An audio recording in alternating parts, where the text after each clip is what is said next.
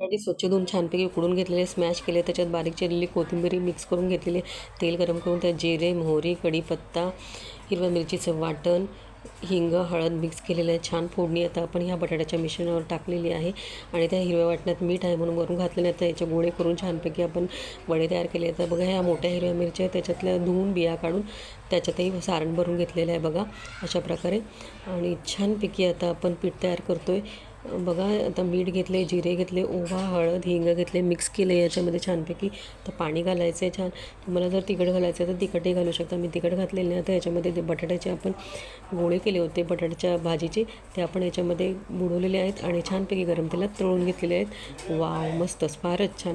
आणि याच्यासोबत खाण्यासाठी हिरव्या मिरच्या देखील मस्त फ्राय करून घेतलेल्या आहेत आणि ज्या भरलेल्या मोठ्या हिरव्या मिरच्या होत्या सारण्याच्या त्याही छान भरून घेतल्या. त्याचा मिरची बटाटा वडा तयार झालेला छानपैकी. बटाटा वडा आणि मिरची बटाटा वडा खाण्यास तयार आहे. Bye bye.